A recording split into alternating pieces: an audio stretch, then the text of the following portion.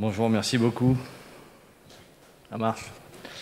Alors, je suis ravi de passer après toi parce qu'il y a pas mal d'éléments, effectivement, que tu as déjà présentés sur un sujet intéressant et vous allez voir assez peu exploré, qui est dans le contexte de l'insuffisance cardiaque à fraction d'éjection préservée, quelle est la place de l'évaluation du VD.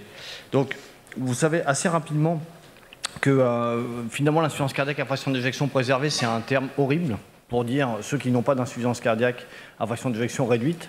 Ça a une petite décennie, puisque ça a été introduit en 2016 dans les guidelines. Ça sera amené probablement à évoluer parce qu'on comprend mieux.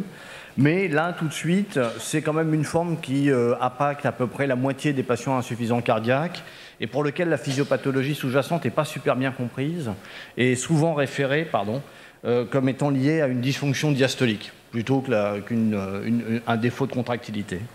Ce qui est intéressant, c'est qu'on sait que macroscopiquement, les cœurs de ces patients-là ont un remodelage qui est différent des patients avec des fractions d'éjection réduites. Ici, c'est une comparaison des différentes modifications ultrastructurales que vous pouvez retrouver. Souvent, c'est des VG qui sont hypertrophiés avec de l'hypertrophie concentrique. Une fraction d'éjection, certes, qui est conservée, mais souvent aussi un impact sur l'oreillette gauche qui est plus dilatée. Mais je vous ai mis cette diapo en fait, pour vous montrer que dedans, et dans la façon dont on raisonne dans l'insuffisance cardiaque à fraction d'éjection préservée, vous voyez que le ventricule droit, il n'apparaît pas. Et même dans l'ensemble des recommandations pour des guides, il y a des scores qui ont été faits, par exemple, pour aider à faire le diagnostic, que ce soit au niveau américain ou au niveau européen. L'évaluation du ventricule droit, il n'y est pas. Il n'y a que dans le HFA-PEF, qui est le score qui permet d'avoir une probabilité au niveau européen, où on a l'intégration de la vitesse max de l'IT, donc comme un rapport, voilà, lorsque c'est élevé, ça vous donne quelques points. Mais vous voyez que c'est un peu le ventricule oublié de l'histoire. Et donc, du coup, je vous remercie de m'avoir sollicité et challengé sur ce sujet-là, parce qu'il y a pas mal de choses à découvrir et à regarder. Alors, on va les voir ensemble. Pourquoi, finalement, souvent, ça a été un peu oublié ? La compréhension et la façon dont l'histoire est racontée dans ces formes, c'est que le primum movens, c'est... Je ne sais pas si j'ai un pointeur. J'ai un pointeur, voilà, super. Ça part du ventricule gauche, vous voyez le petit 1, qui est plus rigide. Il y a beaucoup de données qui montrent ça. Il y a une augmentation de la rigidité qui est soit liée à la fibrose en fait au niveau du compartiment extracellulaire ou même au niveau des cellules musculaires qui ont des difficultés à se relâcher, qui va impacter sur l'oreillette gauche qui se dilate, qui a une augmentation de pression et donc par conséquence va créer en fait par un jeu de cascade tout simple une augmentation de l'ensemble des pressions pulmonaires et va impacter sur le ventricule droit, sur l'oreillette droite et puis l'ensemble de la circulation et du retour veineux. Dans cette compréhension-là, ça veut dire que finalement, l'évaluation du ventricule droit n'est vécue que comme une conséquence de la maladie. Voilà. Finalement, pendant très longtemps, on a considéré que dans l'insuffisance cardiaque à fraction d'éjection préservée, oui, s'il y a une dysfonction VD, c'est que probablement que l'évolution de la maladie au niveau du ventricule gauche a été tellement importante que ça retentit sur le VD.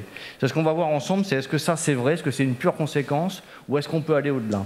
La première chose, c'est que l'insuffisance cardiaque à fraction d'éjection préservée, c'est une forme de maladie qui est beaucoup plus associée à beaucoup plus de comorbidités particulières qu'on retrouve chez les autres patients avec fraction d'éjection réduite. Et vous voyez, je vous ai surligné ici en rouge un certain nombre de causes qui sont assez fréquentes, qui sont aussi associées à des anomalies sur le ventricule droit, de manière, ou en tout cas peuvent provoquer une dysfonction ventriculaire droite. On a beaucoup plus de BPCO, l'hypertension artérielle pulmonaire, on va en parler, les fuites tricuspides, tu en as parlé à l'instant, qui sont souvent assez peu évaluées et assez peu regardées chez ces patients-là, l'apnée du sommeil, l'obésité. On a beaucoup de formes qui peuvent évoquer le fait d'une atteinte particulière sur le VD. Alors, qu'est-ce que ça donne ? En fait, c'est un sujet qui s'est ouvert, vous voyez, il y a une décennie. On n'a pas beaucoup plus de données sur ces patients-là, avec notamment une étude sur Framingham, qui avait pris, vous voyez, 560 insuffisants cardiaques à fraction d'éjection préservée, avec les définitions de l'époque, qui ne sont plus tout à fait les mêmes aujourd'hui, et qui avait regardé un critère donc, tout simple que tu as présenté, qui est le TAPS, et qui avait regardé la distribution du TAPS parmi ces patients, en définissant, vous voyez, 3 tertiles.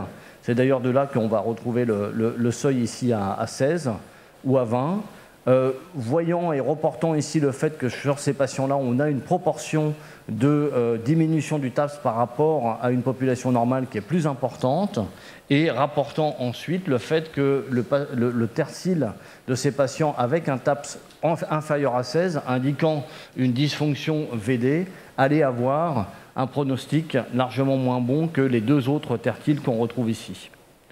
OK. Donc ça, finalement, ça s'inscrit dans ce qu'on sait, c'est-à-dire si vous avez une dysfonction ventriculaire droite, vous identifiez de fait une population qui est plus à risque. Est-ce que ça c'est vrai avec de nouvelles données, avec une nouvelle définition d'insuffisance cardiaque de manière plus récente? C'est ici une méta-analyse intéressante avec, vous voyez, 38 études, 2800 patients, donc on est passé à d'autres gammes, où on a défini cette fois-ci de manière plus moderne la dysfonction VD en mettant la fraction de raccourcissement, le S' du VD, le niveau de pression. Vous voyez, les prévalences sont quand même importantes, moins importantes pour la dysfonction VD que pour l'hypertension pulmonaire, 68%. Globalement, vous voyez entre 20 et 30% des patients qui ont des marqueurs. Et on retrouve effectivement une association dans l'ensemble des études avec un surrisque, que ce soit les critères pris individuellement, ce que je vous ai rapporté ici de l'article, mais si vous voulez aller dedans, vous aurez aussi pris en globalité. Globalement, ça va toujours dans le même sens. Donc même si on change les critères d'évaluation, on retrouve toujours ce surrisque. Mais qu'est-ce que ça donne par rapport au REF? Est-ce que ça c'est vrai dans toute l'insuffisance cardiaque ou spécifiquement chez les PEF? Et là, c'est plus rare de trouver des données. Vous avez cette étude ici qui est bien faite, qui, pour le coup, a matché des gens sans insuffisance cardiaque, des PEF et des REF. Et vous voyez que chez les patients avec fraction d'éjection réduite, on retrouve aussi des proportions de dysfonction ventriculaire droite importantes. Et vous voyez que quels que soient les critères dans cette étude, ce qu'ils disent, c'est qu'il y a une influence pronostique qui est indépendante de la fraction d'éjection ventriculaire gauche, et que même la dysfonction VD est en fait plus souvent observée chez les patients qui ont une fraction d'éjection basse, évoquant plutôt une atteinte biventriculaire en fait, qu'une spécificité de la PEF. Donc ça c'est un peu décevant puisque ça dit finalement que oui, la dysfonction VD indique et montre qu'il y a des patients plus à risque, potentiellement au-delà de l'insuffisance cardiaque à fraction d'éjection préservée. Dans cette autre étude plus récente, elle n'est pas encore publiée, c'est que l'abstract, vous voyez, qui a été rapporté à la HA, ils sont allés un petit peu plus loin, et là c'est aussi intéressant parce que cette fois-ci, on n'a pas défini la dysfonction VD sur des critères non invasifs, mais sur une vraie cathétérisation du ventricule droit, enfin une cathétérisation droite. Vous voyez qu'on retrouve à peu près toujours ce petit gradient avec un petit peu plus de dysfonction VD dans les REF que les PEF, mais enfin on a des taux ici qui sont un petit peu plus raisonnables, on va dire. Ce qui est intéressant, c'est qu'on voit quand même que les indices qui sont liés à un pronostic ou indiquant la sévérité ne sont pas les mêmes si on prend les insuffisants cardiaques en fraction d'éjection réduite ou préservée. Chez les réduits, c'est plutôt en fait la pression et l'indice de pulsatilité de la pression artérielle pulmonaire qui est significativement associé au risque de réhospitalisation ou d'événements cardiovasculaires, alors qu'ici c'est le rapport entre la pression dans l'oreillette droite et la pression capillaire qui sort en fait pour la mortalité chez le patient avec fraction d'éjection préservée. C'est intéressant parce que ça quand même commence à apporter une nuance, vous voyez, une petite subtilité sur le fait que peut-être quand même dans ces deux maladies, il y a peut-être quand même des choses qui sont un petit peu différentes. Et on en vient à ce que tu as montré juste avant, qui est en fait le couplage VD artère pulmonaire. Donc effectivement, tout le monde s'oriente vers le même sens dans les différentes étiologies. Avec, alors ça a été moins exploré dans l'insuffisance cardiaque à fraction d'éjection préservée. On trouve peu de données à l'heure actuelle. Tu l'as dit très bien, il y a des seuils, il y a des critères, il y a des paramètres qui sont encore en train de se définir et qui sont moins clairs. Cependant, vous avez ici donc une étude que j'ai trouvée très intéressante, pareil, un abstract présenté très récemment, qui vous montre, donc ils ont pris le TAPS sur la pression artérielle pulmonaire systolique. Je trouvais que c'était pas mal parce que c'est pragmatique, on peut l'avoir assez rapidement, avec un seuil à 0,36. Et vous voyez chez ces patients avec fraction d'éjection, insuffisance cardiaque à fraction d'éjection préservée, les différences en termes de survie que vous avez en fait lorsque vous avez ce découplage entre le ventricule droit et l'artère pulmonaire. Donc voilà où on en est pour cette partie-là. Alors, Deuxième chose, c'est est-ce qu'on peut aller plus loin et est-ce qu'on peut manipuler le VD ou en tout cas changer un petit peu sa fonction et améliorer ou en tout cas modifier le pronostic au niveau dans l'insuffisance cardiaque à fraction d'éjection préservée.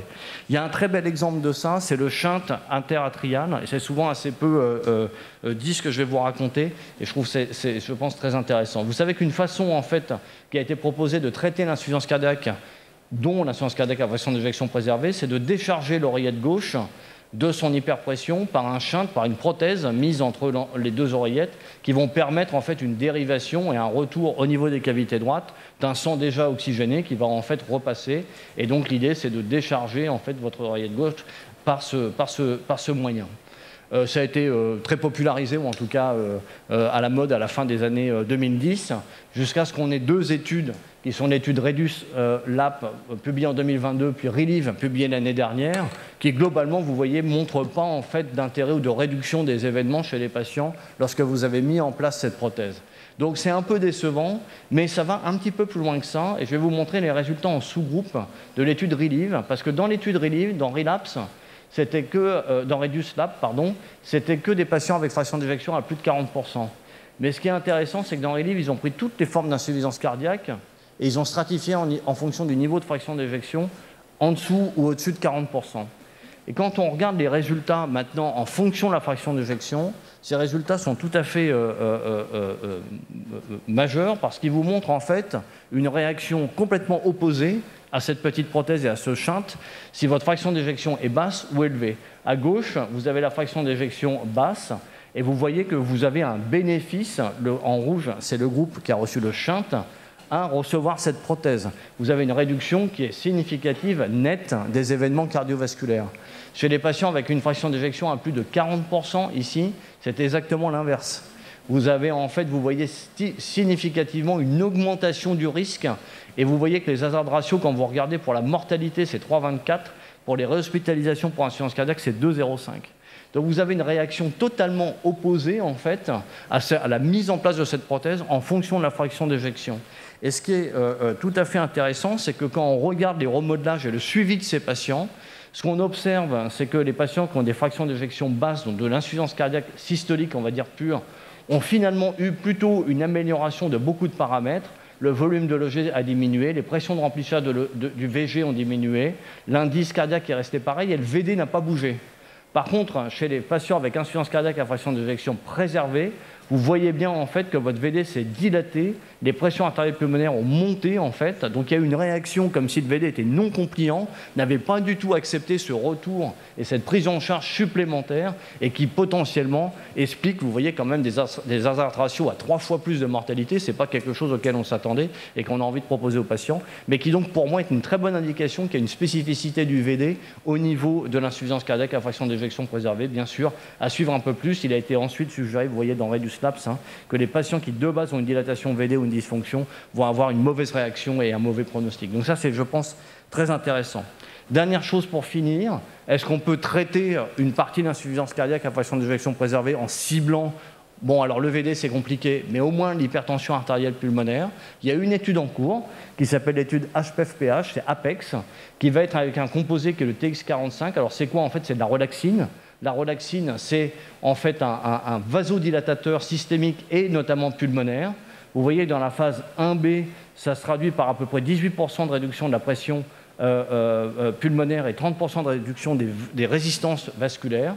C'est testé à l'heure actuelle dans une étude de phase 2 qui vient de commencer, vous voyez ici, pardon, en octobre 2024, contre placebo et 2 schémas. Donc on va voir ce que ça va donner. Mais ça rappelle quand même cette étude RELAX, puisque ça a été testé aussi, il y a une dizaine d'années, avec le sildenafil, donc un inhibiteur de phosphodiesterase 5, pour pouvoir justement améliorer l'hypertension artérielle pulmonaire chez des patients avec insuffisance cardiaque à fraction d'éjection préservée, mais à l'époque, malheureusement, sans aucun bénéfice. Vous voyez l'ensemble des p-values que je vous ai mis ici. Tous les critères, en fait, étaient restés négatifs. Donc, l'avenir nous le dira, mais pour l'instant, on n'a malheureusement pas de moyen de traiter à ce niveau-là. Voilà, donc, bien sûr, la dysfonction VD dans l'insuffisance cardiaque, c'est commun. Il faut la rechercher. Ça indique des patients à plus haut risque. Quel est le bon paramètre, quel est le meilleur paramètre? Vous avez vu qu'il y a encore de la recherche, on ne sait pas exactement. Probablement qu'au niveau du couplage VD artère pulmonaire, c'est là que ça se passe. Modifier la pré- et la post-charge du VD, notamment avec les shunts, chez les patients avec insuffisance cardiaque à fraction d'éjection préservée, méfiance. De toute évidence, c'est associé à une modification majeure et à un mauvais pronostic. Et puis, on verra donc à l'avenir si on peut améliorer et avoir des bons résultats. Je vous remercie pour votre attention.